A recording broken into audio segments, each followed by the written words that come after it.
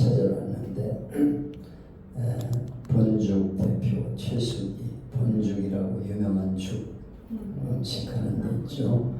그 최수기라는 집사인지 권사인지 잘 모르겠어요. 직분은 잘 모르겠는데 이분이 고생한 얘기를 하는 겁니다. 하나님이 자기를 낮추셔서 헛떡 장사도 하고 굉장히 많이 했더라고 이거죠. 근데 되는 일이 없어. 완전히 바닥까지 내려가가지고 그가 고난 중에 하나님 앞에 기도합니다. 그가 그때 일기를 날마다 쓰는데요. 그 일기 내용이 하나님 어째서 나를 이렇게 고난 속에 그냥 버려두십니까? 하면서 눈물을 흘리면서 그 일기를 매일 써요. 근데 하도 울어가지고 그 일기장이 다 젖었더라. 그런데 그 고난을 통해서 하나님이 자기에게 기도 훈련을 시켜서 하나님 앞에 기도하게 하시고 그 기도를 하나님이 들으시고 이렇게 본죽이라는 회사를 차리게 돼서 지금 몇천 개의 매장을 가지고 있다는 그런 얘기입니다. 엄청난 사업의 성공을 가져왔죠. 고난이 없었으면 자기는 그냥 형식적인 신자가 되었을 텐데 고난을 통해 하나님 앞에 무릎 꿇게 하시고 고난을 통해서 하나님이 나를 연단시키셔서 더 좋은 일로 인도하시고 오늘 이렇게 많은 매장을 거느리고 그들이 주일은 장사하는 걸로 이렇게 약속을 받고 주일을 성수하는 직장이 되었다. 그런 얘기를 하고 있어요. 그래서 많은 사람들이 본죽을 통해서 예수님을 믿고 구원받게 되었다. 복음을 위해서 하나님이 자기를 낮추셨다. 그리고 자기가 고난 속에서 기도하는 신앙을 가지고 하나님 앞에 나아가게 되었다는 그런 간증입니다. 짧은 간증 한 5분이 안 되는 그런 간증인데요. 여기 유튜브를 치면 나와요. 본죽 대표 최수기 그러면 고난의 축복이라는 영상이 뜹니다. 그래서 한번 여러분이 찾아서 들어보면 간단한 영상인데 이제 나왔어. 벌써 감성이 조금 많이 지웠습니다. 그래서 시간이 늦어서 볼 시간이 없어. 그냥 볼까 한번? 한번 보죠. 짧은 거야. 짧은 영상. 아니 그 안에 있어. 저 설교문 안에 띄운 거에 맨 위에 있어. 설교문 거기 깔아놨지. 아니 없어요. 있어. 옷에 강야학교에 입학한 거지. 여기. 맨 위에 클릭하면 떠.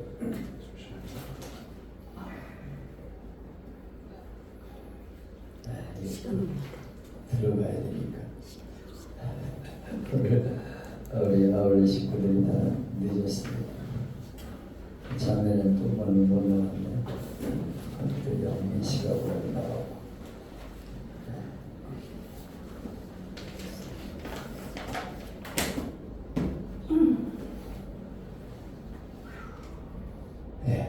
본죽 대표 제복이.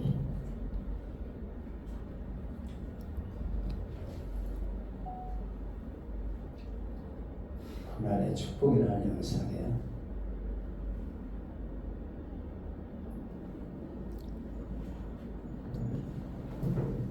신영불량이라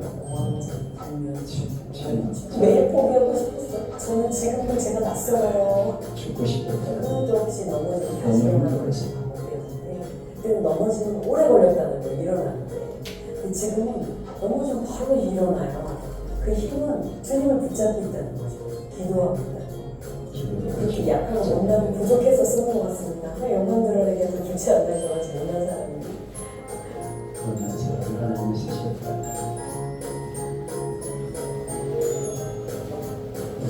주님께로 가까이. 저는 넘어져 볼 때는 넘어져 본 본중 최고의 대표입니다. 본중에 비빔밥, 본도시락, 본설렁탕, 본우리만상 막 이렇게 있어요. 그래서 1,700개가 넘는 걸로 알고 있습니다. 엄청나죠. 가난했어요, 둘 다. 105만 원짜리 월세부터 시작을 했는데요. 5만 원짜리. 출판 사업도 작성해서 통신 판매요, 인상 제조 판매요, 수신에서 화장품들이죠, 화장품들이죠. 근데 이게 잘 안 돼요. 아이들 터져가지고 연쇄부도 일으키고 신혼불량자, 빚쟁이 뭐 이런 남편 수영으로 도망다니고 피해다니고 남편은 시험기로 도망다니고 정신병을 앓고 자살 충동. 아 진짜 이렇게 살아야 된다. 하루가 너무너무 길는데 하루가 너무 길어. 그럼 이렇게 이제 끝나는 건가? 그 절망감이 좀 많이 들었어요. 또 전쟁 시작했어요. 포장마차 하나 전재산이었어요. 그때 당시. 단축하면서 이제 기도하면서 하는 거예요. 하나님 오늘 이거 다 팔게 해주세요. 그게 물결이 그때 있어요. 제 힘으로 안 되는 거 알았기 때문에. 포장마차를 뺏기는 거예요. 가져가. 나내 돈을 치고 그 포장마차 지워가서 반죽이랑 주시면서 뜨거운 눈물도 많이 흘렸습니다. 정말 하나님 다시 한번 기회를 주시면 정말 나는 축복을 베푸는 선한 사람들이 되겠다고 회개도 많이 하고 다시 한 번만 기회가 나는 했어요. 그래서 기도는 기도는 이거 쓰면서 울었나 봐요. 얼룩이 수십 권이죠. 여기도 있지만 집에도 많이 있어요. 하나님 사랑하는 마음 막 여기다 담았어요. 그리고 이렇게 쓰임 받고 싶어가지고 저는 하나님께 많이 졸랐던 것 같아요. 응답하실 거라고 생각했어요. 이루어질 것을 믿고 감사드립니다. 미리 감사합니다. 됐을 줄 믿고 감사드립니다까지 간 거죠. 그 시간이 꼬질 조각이라는 제 인생이 꼬질 조각이라면 의미 없는 시간인 줄 알았어요. 근데 그 시간 안에 배운 그 모든 것들이 본중이라는 브랜드를 만들고 노하우를 만드는 데 다 쓰여요. 우리 눈에는 그 시간 최악의 시간인데 하나님은 최상의 시간을 만들고 있는 시간이었다는 거죠. 다 넘어지고 실수한다. 그리고 실패하고 낙심하죠. 근데 인생의 작은 고난이나 문제 앞에 인생 전체를 비관하지 마세요. 그 넘어짐은 얼마든지 더 중요한 걸로 바뀔 수 있어요. 고난이 오히려 더 내 인생을 더 성장시키고 성숙시킨다는 것은 굉장히 중요한 하나의 원리라는 거죠. 깨달았기 때문에 그 변함이 화가 복이 되도록 하시는 주님을 절대 신뢰하시기 바랍니다. 아멘. 예, 정말 신용불량자에다 포장마차 하다가 포장마차 뺏겨가지고 너무 절망도 하고 그런 상황이었는데 그때마다 엎드려 기도함으로 승리할 수 있었다. 하나님을 신뢰하라. 고난이 올 때 고난은 축복이다. 나눠드린 유인물을 한번 보십시오. 이제 시간이 빨리 지나가야 되겠습니다. 카나다의 로키 산맥에 무릎 꿇은 나무라는 나무가 있어요. 오랜 세월을 폭풍우를 견디며 자란 나무인데 마치 무릎을 꿇은 것 같은 모습으로 자라는 나무입니다. 그런데 이 나무가 명품 바이올린을 만드는 재료로 사용이 된다고 합니다. 오랜 세월 폭풍을 견디며 자란 속에서 단단한 나무가 된 것이다. 마찬가지로 우리가 시련 속에서 겸손히 무릎 꿇는 훈련을 받을 때 명품 인상으로 다시 태어나게 되는 것이다. 아멘. 오늘 모세도 미디안 광야에서 연단받으면서 하나님의 새로운 계획을 향해 한 걸음 한 걸음 나아가고 있는 것을 보게 됩니다. 여기 11절을 보면 모세가 장성한 후에 한 번은 자기 형제들에게 나가서 그 고역함을 보았다. 여기 고역함을 보았다는 말은 그가 처음으로 이스라엘 민족의 고통을 목격했다는 말이 아닙니다. 모세가 아무리 애굽 궁전에서 자랐지만 40년 동안이나 애굽에 있으면서 이스라엘 민족의 고통을 몰랐을 리가 없죠. 본문은 모세가 본격적으로 고난받는 동족에 대해 존경심을 가지고 돌볼 마음을 갖게 되었다. 그런 뜻입니다. 사도행전 7장 23절에 보면 나이 40세가 되매 그 형제 이스라엘 자손을 돌아볼 생각이 났다. 스데반 집사의 증거입니다. 모세는 나이 40이 되자 민족의식을 갖게 되었다는 거예요. 그래서 히브리인의 일원으로서 그들과 고통을 나누기로 작정했다. 그들을 돕기로 작정했다는 것입니다. 결국 모세는 그 일로 인해 이스라엘을 고통에서 구원하려고 했는데 구원은커녕 오히려 동족들로부터 배척을 당하고 나까지 죽이려느냐 말해서 그가 미디안으로 도망하는 도피자가 되게 됩니다. 이것이 우리에게 주는 교훈은 무엇일까요? 바로에게 쫓기는 모세는 미디안 광야로 피신하죠. 이때부터 연단이 시작됩니다. 그래서 모세가 바로의 낯을 피하여 미디안 땅에 머물며 하루는 우물 곁에 앉았더라. 한번 생각해 보십시오. 왕자의 신세에서 도망자의 신세가 되었어요. 한심한 모습이죠. 근데 하나님은 그때부터 간섭하십니다. 하나님은 그 과정을 통해 그의 신앙을 정금처럼 연단하셨습니다. 욥이 시련 속에서 내가 가는 길을 그가 아시나니 그가 나를 단련하시면은 내가 청순금같이 되어 나오리라. 고난당하기 전에 내 마음대로 살았는데 고난을 통해서 연단을 받아서 내가 금같은 신앙이 되었다고 고백하고 있어요. 아멘. 모든 신앙에 있어서는 신앙인에게 있어서 이런 과정들이 있어야 합니다. 자기를 부인하는 시간이 있어야 합니다. 나는 아무것도 아니구나. 나는 하나님을 의지해야 하는 존재로 전지구나 하는 것을 깨달을 때 신앙이 성숙해지게 되죠. 미디안 광야에서 모세는 40년을 보내면서 자기의 교만과 고집과 욕심과 자기 방법을 다 포기하고 내려놓게 됩니다. 그리고 하나님을 의지하는 사람으로 변화가 되게 되죠. 성도에게서 실패는 끝이 아닙니다. 새로운 하나님의 계획으로 가는 계단임을 알아야 합니다. 그래서 이런 말이 있죠. 실패는 하나님이 나를 버리셨다는 뜻이 아니라 하나님이 더 좋은 계획을 갖고 계시다는 뜻이다. 로버트 슐러 목사의 말입니다. 성경을 보면 모세는 120세까지 사는데 3단계로 이루어져 있어요. 40년씩 끊어서 3단계입니다. 무디는 3단계를 설명합니다. 첫 번째 40년은 모세가 애굽 공주의 아들이 되어서 대단한 인물로 알고 자란 시절입니다. 그는 당대 최고의 학문을 공부했고 부귀영화를 누렸으니 얼마나 대단했겠습니까? 그러나 그 모습은 미숙한 신앙의 단계입니다.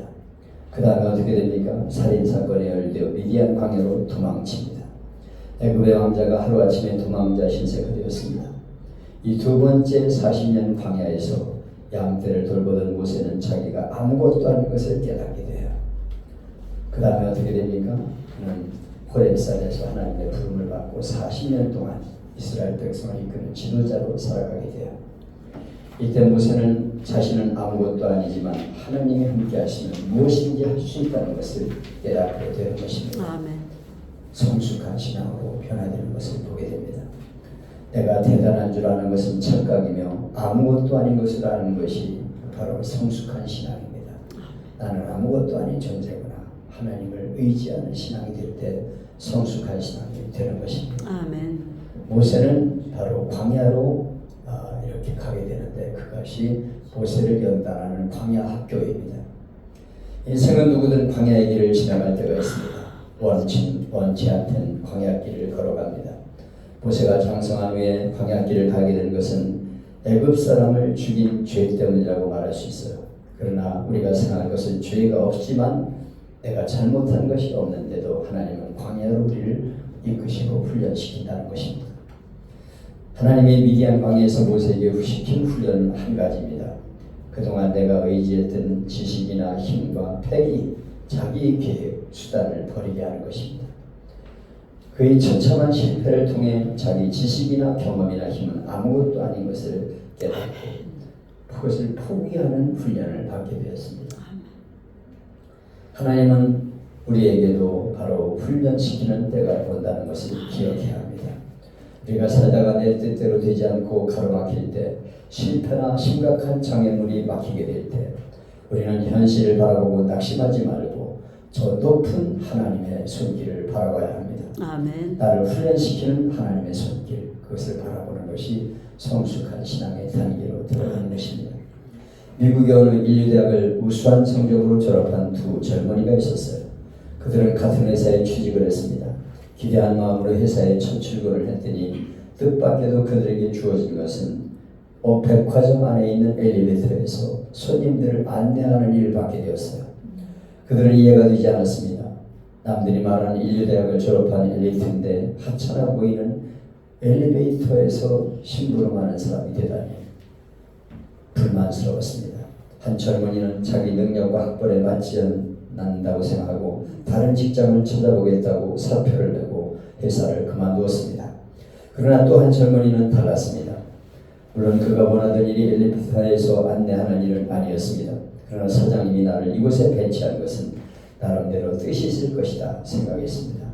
그래서 그는 안내하면서 자기에게 맡겨진 일에 최선을 다하기로 마음을 먹습니다. 그는 손님들이 백화점에서 무엇을 요구하는가, 손님들이 취향이 무엇인가, 손님들이 원하는 상품이 무엇인가를 파악할 수 있었습니다. 그것을 일목요연하게 정리합니다. 그리고 회의가 있을 때마다 윗사람에게 그것을 보고했습니다. 그때마다 그의 보고는 받아들여집니다.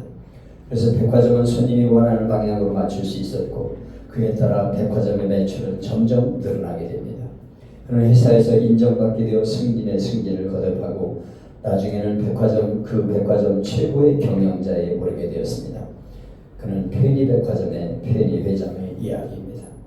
여러분, 우리를 위해서 하나뿐인 독생자까지 아낌없이 십자가에 내주신 하나님께서 아무 의미 없이 여러분을 광야로 몰아내시겠습니까? 하나님은 저와 여러분을 광야 길로 인도하실 때 분명한 선한 뜻이 있다는 것을 믿으시기를 바랍니다. 아멘. 하나님은 광야에서 역사하십니다. 구름 기둥, 불 기둥을 통해 역사하시기도 하고 전혀 생각하지 못한 사람을 통해 역사하기도 합니다. 여러분, 하나님은 우리의 작은 신음까지도 들으십니다. 그리고 우리가 가장 합당한 때 합당한 방법으로 우리를 돌보아서 선한 일을 인도하심을 믿으시기를 바랍니다. 아멘. 그러므로 풍요한 땅에 살 때 주님께 감사하고 찬양할 뿐만 아니라 거칠은 광야 같은 인생길을 걸어갈 때도 주님께 감사하며 찬양하시기 바라요. 아멘. 여기 본죽 대표가 그러잖아요. 나는 먼저 하나님 앞에 감사하며 기다렸습니다. 그랬더니 하나님이 더 좋은 길을 인도하여 주셨습니다. 환경이 좋든지 안 좋든지 하나님이 나를 이 길로 인도하시는 것은 뜻입니다. 그런 믿음으로 하나님을 바라보셔서 오늘의 고난이 축복이 되는 은혜가 있기를 주님의 이름으로 축복합니다. 아멘. 우리 같이 찬양을 하나 하겠습니다.